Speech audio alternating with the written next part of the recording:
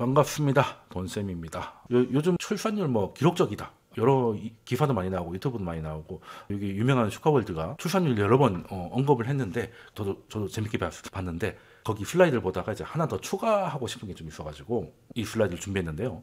16년이 보면 여기도 보면 슈카월드도 여기 그래도 2016년까지는 일반적인 저출산이었다가 요때부터는 이제 미친 국가가 됐다라고 얘기를 하잖아요. 0.78 이거보다 이제 깨지게 생긴 거죠. 현상과 원인을 슈카월드도 제시를 했었는데 저도 거기에 굉장히 동감하고 재밌게 봤는데 제가 첨언하고 싶은 건 왜 이런 일이 벌어졌어요? 왜 하필 요때 꺾였을까? 물론 가장 쉬운 판단은 2017년부터 집값이 올랐으니까 쉽게 말해서 둥지 트기가 어려워졌으니까 새끼를 안 까는 거예요.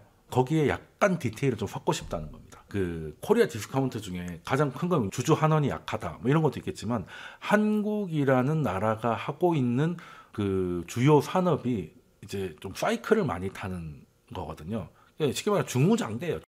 중무장대 뭐겠습니까? 우리나라 대표적인 거 뭐 현대자동차 같은 거 있고 뭐 울산에 정유단지 있고요. 그리고 뭐 저기 거제도 조선소 있고. 그러니까 도시에서 할 수 없는 엄청 큰 거 있죠. 산업 단지. 현대중공업 뭐 이런 데 가면 밤에 가면 엄청 멋지잖아요. 조선소 장난 아닌데 그런 거를 뭐 서울 옆에다 할 수는 없는 거잖아. 여기에다가 차트를 하나 더 얹으면 해석이 쉬워져요. 여기 집값이 올라서 출산율이 떨어졌는데 왜 요때 집값이 올랐느냐? 우리나라 대기업들이 이제 돈을 돈같이 벌기 시작한 게 중국이 2000년 넘어오면서 도시화를 더 가속하게 하면서 중국의 성장에 우리가 좀 숟가락을 좀 얹은 면이 있잖아요. 네, 그래서 지금도 중국하고 지금 이제 미국 쪽으로 많이 넘어가고 있습니다만 중국하고 굉장히 긴밀하게 연결되어 있는 게 한국 경제의 특징이잖아요. 중국 아니었으면은 사실 IMF 이후에 본의 아니게 IMF 때 구조조정을 많이 해가지고 군사를 많이 뺐는데 중국에서 일거리가 터지니까 군사를 뺀 아이들이 가가지고 열심히 돈을 벌었고 2003년인가부터 한국 대기업 초봉이 일본 대기업 초봉을 넘어가기 시작한 체급이 높아지기 시작했거든요. 그러다 보니까 여러분들도 경영이었으면 중국이나 뭐 아니면 브릭스나 그러니까 신흥국들이 금융위기 전에는 미국에 투자하자는 사람 없었잖아요. 전부 다 신흥국에 투자해요. 중국이 됐던 뭐 베트남이 됐던 여하튼 브릭스 그런 게 유행일 정도로 신흥국에 대한 기대가 컸습니다. 그러면 신흥국들이 뭔가를 하려면 우리도 처음에 그 박정희 대통령이나 그때 먹고 살려고 뭘 했습니까? 뭐 포항제철 짓고 중무장대 산업에 투자를 했지 않습니까? 그러면 이제 거기 가서 우리가 설비도 팔고 뭐 이렇게 하면 돈을 벌 것이다. 잘 될 것이다 라고 생각을 해가지고 금융위기가 터졌어도 중국이 재정정책을 확 일으키니까 금방 돌아오잖아. 그래서 이 성장이 계속될 줄 알았던 거야. 그러니까 회사가 돈을 버는 게 노란색이거든요. 여기 영업 현금 흐름이잖아. 이게 돈을 벌었어. 돈을 벌었는데 이건 빨간색은 뭐예요? 투자 현금 흐름. 돈을 더 썼다는 거지. 버는 것보다 돈을 더 많이 썼어요. 어디다 썼는데 설비를 확장했지. 뭐 조선소 확장하고 공장 더 짓고 설비 투자를 한 거야. 그러니까 100만 원 벌면 120만 원 쓴 거지. 그러면 돈을 벌고는 있지만 남는 건 없겠지. 오히려 돈이 까지겠죠. 그래서 영업이익률 내려갑니다. 영업이익률 내려갑니다. 물론 이렇게 하는 게 나쁘다는 건 아니에요. 왜냐하면 준비가 돼 있어 볼 거 아니야. 그죠? 근데 문제는 이때는 너무 자신감이 찼다는 거지. 근데 2012년 되면 어떤 일이 벌어집니까? 유로존 재정위기 터져요. 뭐 그리스가 날아가고 판사들이 파업하고 난리 납니다. 그래서 이제 유로존이 박살나니까 그리고 2012년부터는 유로존 전체가 마이너스 성장이 들어갑니다. 그래도 괜찮아. 신흥국이 있잖아. 신흥국 계속 할 거야. 라고 해서 버는 돈을 더 열심히 투자합니다. 더 잘 될 거야. 라고 했는데 2014년 정도 가니까 이제는 이제 돈도 잘 안 벌리기 시작하죠. 돈도 안 벌리기 시작해요. 신흥국도 미국하고 유럽이 돈을 안 써주니까 신흥국이 돈을 벌 데가 없잖아요. 이제 생각처럼 잘 안 돼요. 2014년부터는 중국도 그림자 군용이 너무 심각하다. 라고 해서 디레버리징을 하겠다. 라고 해서 재정정책을 줄이죠. 미국은 2011년에 줄였고 유럽은 뭐 오늘 내일 하고 있고 중국도 줄이니까 딱히 할 게 없는 거예요. 그래서 그때 가서 이게 아니구나. 신흥국이 경제가 계속 좋아질 줄 알았는데 아니구나. 그때부터 포기를 합니다. 그러니까 투자를 확 줄이죠. 더 이상 늘리지 마. 라고 했더니 뭐예요? 이익이 늘죠. 그리고 요때 이익이 는 건 뭐냐면 요거는 그때 갤럭시가 터져요. 이거 삼성전자가 다 본 거야 이거. 투자를 줄이니까 처음으로 빨간색이 주황색 밑으로 내렸어요. 이게 뭐겠습니까? 버는 돈보다 쓰는 돈이 작죠. 이게 2014년 7월쯤입니다. 요거 중요한. 2014년 7 하면 생각나는 게 있어야죠. 우리나라 부동산 전 저점이잖아. 2014년 7월. 그리고 2016년부터 서울 아파트 가격 상승이 눈에 띄기 시작했는데 왜 그랬습니까? 보세요. 기업들이 버는 돈보다 쓰는 돈이 작아. 즉 영업이익률이 늘어나. 영업이익률이 늘어나면 무슨 일이 벌어져요? 성과금 많이 주죠. 돈 많이 주잖아. 돈 많이 주잖아. 자, 빨간 게 많아지면 우리나라에서 이게 빨간 게 많아지면 우리나라는 주로 큰 산업을 많이 해요. 예전에는 뭐 조선, 기계, 화학, 정유, 자동차 같은 이제 주로 지방의 대형 산업 단지에 투자를 많이 하니까 영업이익은 줄어드니까 서울 본사에 있는 대기업 직원들의 성과금은 도찐객진이야. 버는 것보다 쓰는 게 많으니까 성과금 많이 줄 게 없겠죠. 서울에서는 소득이 정체되어 있는데 지방에는 돈이 몰려요. 기업들이 버는 돈보다 더 많이 몰리고 있으니까. 그러니까 그때는 오히려 그래도 괜찮았다고.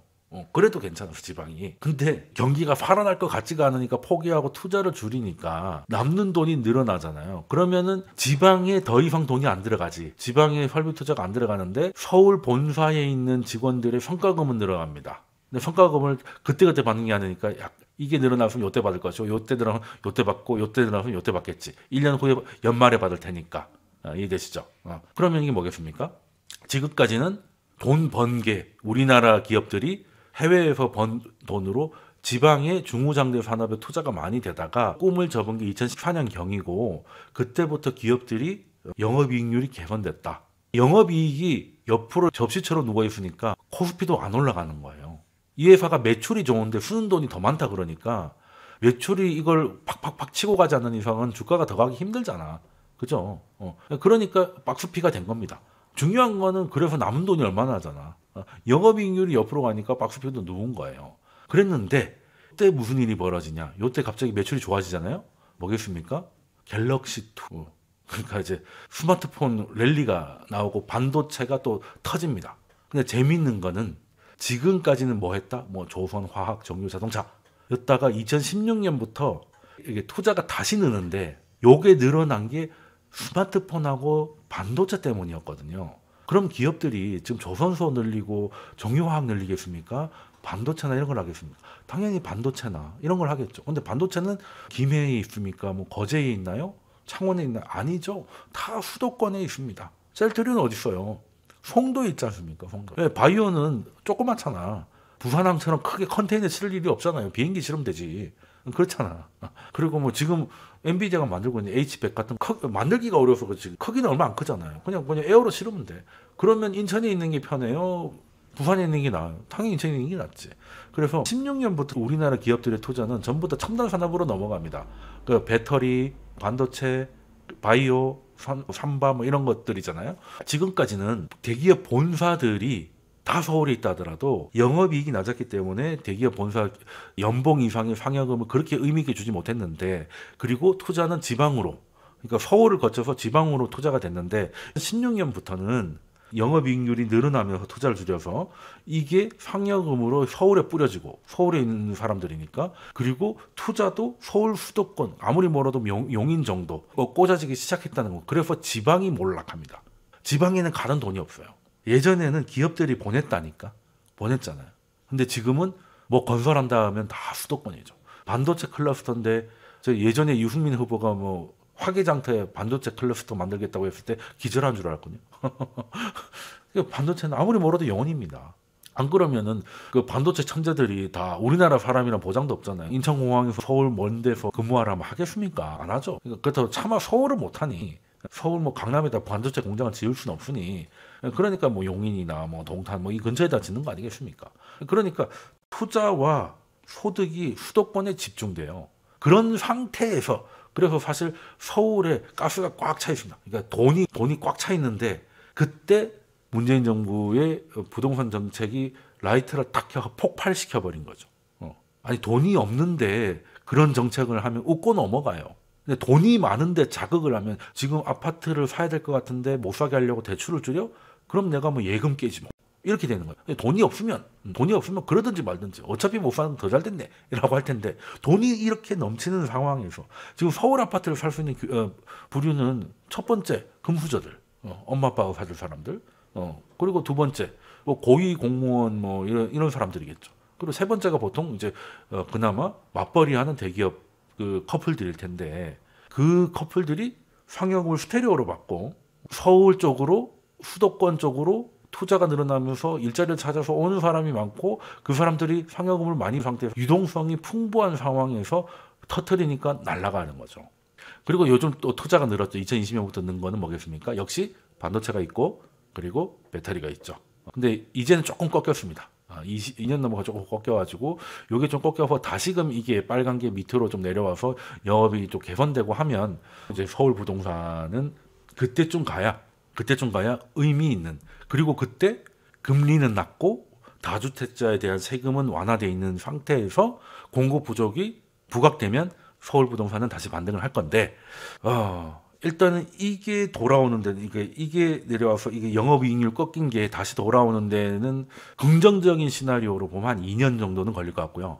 그리고 다주택자에 대한 세금 완화는 현 정부는 의지가 전혀 없어 보이고 다음 정부도 한동훈이 된다면 별로 의지는 없어 보이는데 누가 돼도 지금 막 풀기는 쉽지 않습니다. 일단 문재인 정부의 트라우마가 있기 때문에 그때 이제 부동산 잘못 건드려가지고 또 터져버리면 정권 날아간다는 게 민주당에도 트라우마고 현 정부에도 트라우마이기 때문에 현 정부는 아예 부동산을 부양하는 게 아니라 부양은 중시로 하겠다고 아예 방향을 틀어버렸잖아요.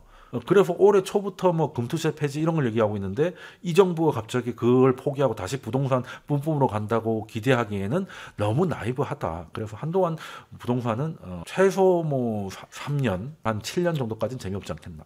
그래서 저는 이제 부동산에 대해서는 좀 재미없고, 그리고 이제 이 미친 국가가 제정신이 된 국가 되는 것도 쉽지 않을 것 같다. 왜냐하면 이제 부동산이 안 오른다는 거지. 그렇다고 내려온 게 아니거든요.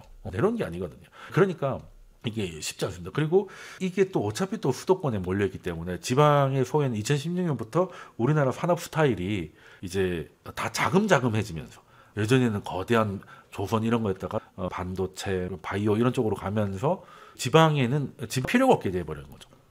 그런 상황이 개선될 여지는 현재는 안 보여가지고 지방은 좀 굉장히 좀 힘든데, 그러면 지방은 그냥 끝나냐? 일반적인 투자 방법은 아니고 서울하고 똑같은 방법을 쓰면 안 되는 건데 지방에서는 또 지방에 맞는 다른 방식을 써야 되겠죠. 근데 그건 이제 부동산 강의는 아니라서 그건 이제 다음 기회에 설명을 드리도록 하겠습니다. 자, 그러면 이번 주는 여기까지 하겠습니다. 감사합니다.